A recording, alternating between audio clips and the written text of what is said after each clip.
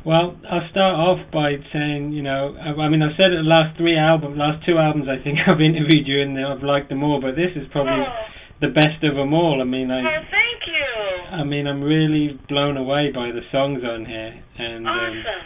The musicality, and I mean, one thing that strikes me when I heard this record is, I mean, you write some of the most scorching romantic ballads.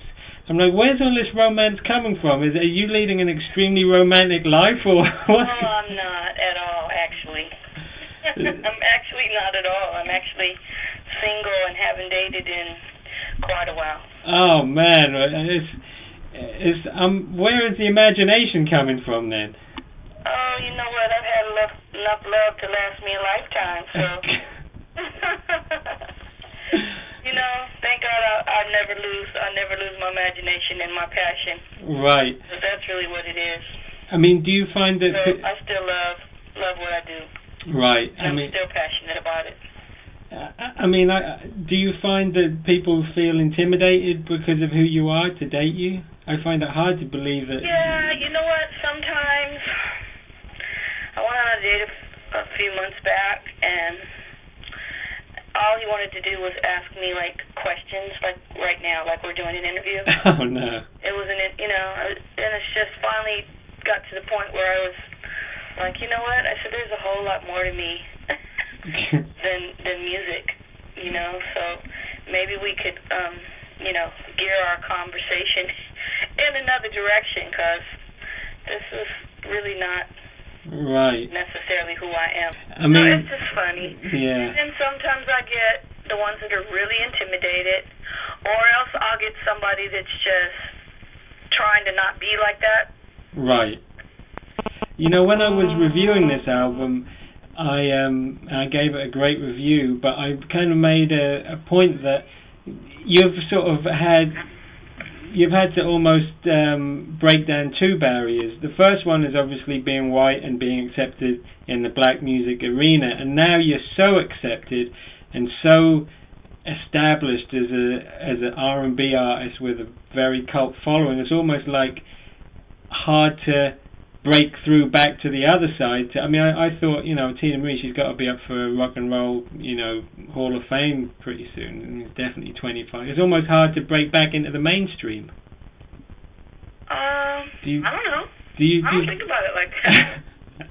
But it just strikes me that your voice is so spectacular and your tone is still as crisp. I mean, it's almost... the purity of your tone. A lot of people, when they get older, the tone in their voice changes a little bit. Yes. And yours hasn't changed. I mean, it's got better, if anything. Thank you. I saw a lot of abusive things coming up. I watched a lot of my friends be very, very abusive. Right. So it was easy for me to not want to do those same things because I was watching them, Right. And I've always looked at, this is a gift. This is a gift from God. So it's really kind of like the old biblical passage, that talks about your body being a temple.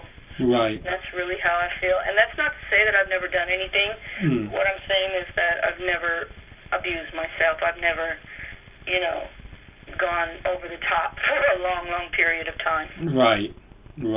What do you think was the most, I don't want to say abusive, but the most depressive part then, which would cause you to be in a funk of your career? Was it the leaving Motown and the lawsuit, or the... No, I don't think it's anything specific at all. Unless maybe you could talk about Rick's death. Right. And I was very depressed after that, and I was hooked on Vicodin for about a year. Right. That would probably be the most depressive that I've been. Right. But I really don't get depressed about record sales and stuff like that. I have my days where it's upsetting, but it never really lasts for a long period of time. Right. How did the move to... Because when I saw you at the R&B Foundation, you told me that you finished Congo Square, but we didn't talk about Stax. How did the... Actually, I met them that night. Oh, really? Yes, actually,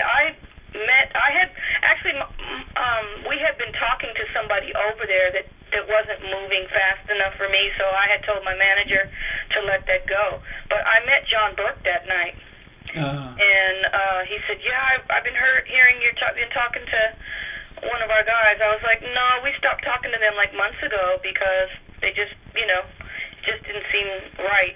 And he said, "Well, I would really love to hear the album. I hear you have an awesome album." And I said, "Well, actually, I have one album here." I said, "I'll give it to you. You can listen to it." And he did, and he called. He once he listened to it, he asked me, he said, "What do I have to do?"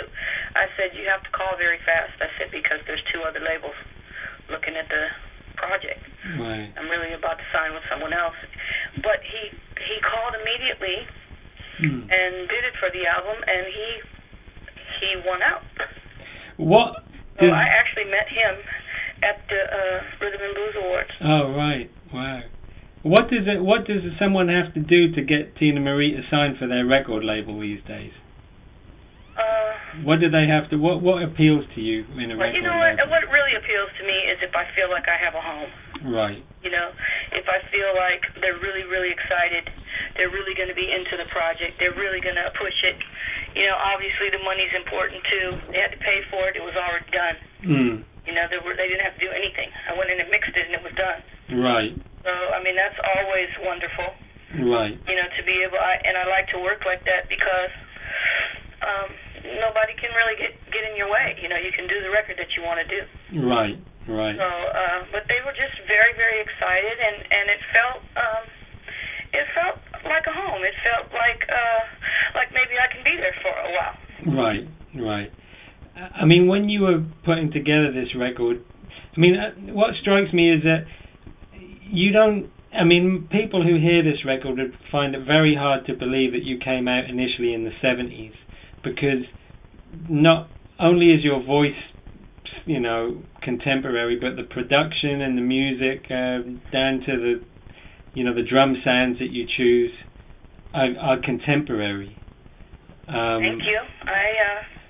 I try to keep my ear to the streets without keeping it so to the street that I have to sacrifice who I am as an artist. If a song needs a drum machine, I'll use a drum machine. If a song needs a real drummer, I'll use a real drummer. Right. It really just depends upon the song. How is the creative process for you? How was it on this album? Is it just a case? It was very deeply spiritual. Right. Why is that? I was going through a lot after Rick passed away. Right. And it lasted for quite some time. And I also entered perimenopause. Right. So that was scary. So I was doing a lot of praying. Right. And I'm sure on some of the songs you can feel that, the song You Baby was written for my daughter. Okay. And it says,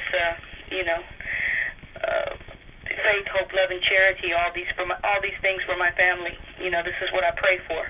In the morning when I wake up, I say a little prayer for you. Like Aretha said, I say a little prayer for you. And I really was actually going through those things because I felt like I was dying. Really? And it's really interesting because even though I was really frightened about life, and I think I wrote some really, really upbeat, positive music, even in a period where I could have let it get dark. Right. I could have let it get very, very dark because I seemed to be like I was being attacked. In what way do you feel you were being attacked? Well, I said you can't understand it because you're a man and you don't go through menopause. Okay. It's a very scary thing, right. for a lot of women. Matter of fact, I was asked to be the spokesperson by an agency for menopause, and I was right in the middle of it, so I can't do that right now. I'm scared to death. Right. So, I don't know if men deal with those kind of issues, but I really understand now why they call it a curse. Oh, man. I really, really had to reach out to some older women that had already been through it, and, because at first I didn't know what was happening to me. Were you getting the hot flashes and everything? Oh, not just the hot flashes, the mental anxiety. Right. The mental anxiety is terrible. I've never been scared of anything my whole life. Right. And I didn't want my daughter to walk around the corner from me in the market, and she was a teenager. Oh, you were little kid. Right. You know, so just stuff like that, and I had to pray myself out of that existence. And I had to focus on the fact that, oh, okay, well, this friend's been through it, and this friend's been through it, and they've all told me, you know, it's scary. Right. But you're not alone, because we've all been through it. Right. Who are the people? Between that and losing Rick, like I said, between coming off Vicodin, it was I needed to pray. Right. And you know, came up with a lot of really, really positive things. The song for Coretta King. Right. You know, wanting to lift her up in spirit, and knowing that she had been a professional. She could have been a professional musician. You know, she was a music teacher. A lot of people didn't know that. No. And she really, really gave up her dreams to sacrifice herself and carry on Dr. King's dreams. Sure. You know, so I wanted to lift her up and let her have a song. The Soldiers that I did with Pastor Shirley Murdoch. You know, lifting the soldiers up in spirit, and giving them something to make them feel good. You know, feel good in their darkness and in their sadness. Right. I didn't know Shirley Murdoch was a pastor now. Yeah, she was ordained about 2 months ago. Oh wow, I had no idea. Yes, and I really, really felt that two people on that song would be much more, much more powerful. Right. God says when you pray together, when two or more come together in my name, you know, your prayers will be answered. Right. And I love her, and that was awesome. And you know, Marry Me. That's good. That's got to be an anthem. That has to be a female anthem. That song. Yes, I mean, I think it's really inspirational without being preachy. Right. I don't ever want to come off like I'm trying to preach to anybody. I've had my own issues and my own, you know, things that I need to deal with. Right. But I think it's something that happens every day. You know, people stay together for years and years and years. They got kids, and they still not married. You know, and I'm just really saying, come on, let's let the kids see us walk down the aisle. You know. Right. And it really actually was something that I used to just say to a guy that I used to date. You know, in fun, kind of almost in fun, but then as Rick would say, in all seriosity as well. You know, to marry me and make a respectable woman out of me, and we would laugh. And it's nice the chord that you use, you know, at the end, that where it resolves. Yes. It's a beautiful chord. Paul Reiser is a very amazing string arranger. Right.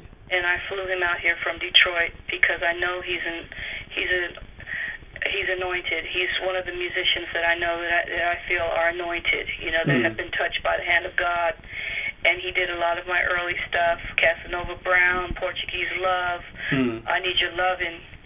And when the song was finished, I was like, you know what, this really, really would be awesome with a Paul Reiser string chart as the very last song on the album, The Rose and the Thorn. Right, right. Is he still actively arranging stuff, or he was like just chilling at home? No, he works all the time. Okay. He was just doing Shakira when I called him. Oh wow. Mhm. Wow.